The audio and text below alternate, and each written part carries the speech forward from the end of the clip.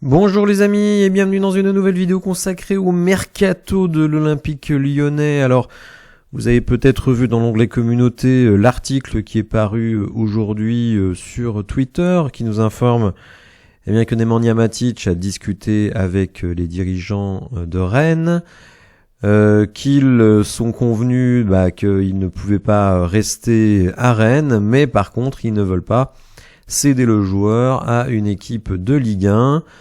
Il y aurait des touches en Angleterre, notamment Fulham, on en a déjà parlé, et les agents de Matic l'ont proposé à la Juve et au Milan AC. Donc, comme je l'ai dit dans mon commentaire sur l'onglet communauté, s'il vous plaît, passez à autre chose. Et c'est exactement ce que font les dirigeants lyonnais. Puisque Hugo Guimet nous apprend que l'OL a fait une offre pour Ismail Yüksek du Fenerbahçe, milieu de terrain turc, international. Alors, je vous avoue que je n'ai jamais entendu parler de lui. On va regarder ce qui nous est dit dans l'article et on va regarder quelques stats.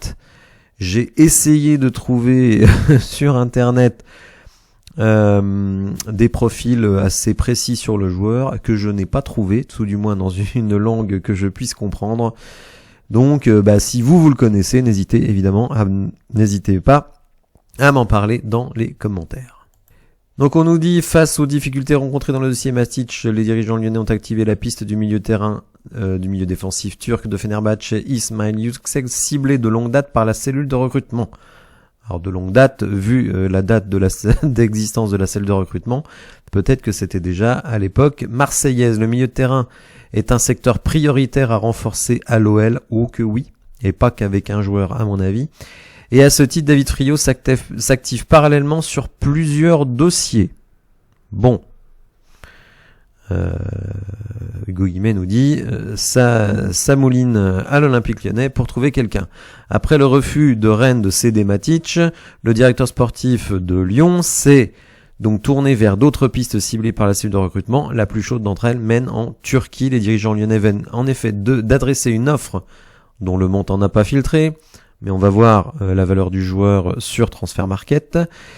À leurs homologues de Fenerbahçe, pour Ismail Yüksek, l'international turc 12 sélections sous contrat jusqu'en 2027 est une valeur sûre de son club, avec qui il a déjà disputé 28 matchs cette saison, 4 passes décisives.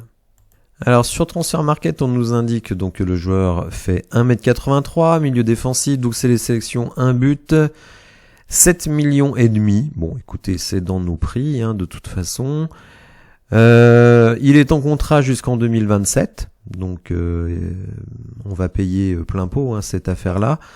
Pour le moment, écoutez, il joue à Fenerbahçe et ici on nous dit qu'il est dans l'équipe depuis 2020. Donc joueur vraiment très attaché à son club.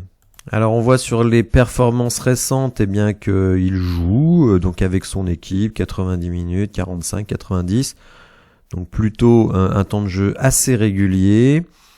Fenerbahçe, Bursaspor, Demirspor, Başakşehirspor, excusez-moi pour les Turcs, Gulokspor, alors là, jamais entendu.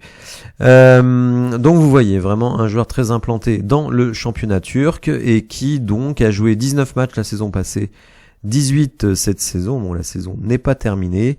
Et vous voyez quand même qu'il a souvent été prêté, par le Fener, à Bursaspor, à Demirspor, donc bon, je ne le connais pas du tout, donc je ne vais pas jouer les sachants sur ce dossier. On voit qu'il a un petit peu d'expérience en Conference League, en Europa League et même un tout petit peu en Champions League. Et donc il a fait des matchs avec d'abord des matchs amicaux avec la Turquie et donc des matchs en 2023-24 avec l'équipe première. Bon, on va regarder ses stats. Je n'ai vraiment aucun avis sur ce joueur parce que vraiment je ne le connais pas du tout. Alors sur SofaScore, le profil du joueur, donc on nous confirme bien 1m83, 24 ans. Donc ce qui déjà me plaît beaucoup dans le sens où je me plains justement qu'on manque de joueurs entre 25 et 30 ans. Soit on a des vieux grigous de plus de 30 ans, soit des jeuneaux de 18-20 ans, et bon, si on veut avoir des résultats quand même réguliers, il faut des joueurs plus expérimentés, mais qui ont un potentiel de progression, mais aussi un potentiel à la revente. On voit que il est droitier, milieu de terrain, numéro 5, et vous voyez extrêmement actif, hein, c'est sa heatmap de la saison, donc vraiment il est partout. Sur le côté gauche, le côté droit, en zone offensive. En termes de but, pas de but cette saison, alors qu'il a quand même eu 2 XG, donc un petit peu en sous-performance de ce point de vue-là. 2 passes décisives, c'est pas mal.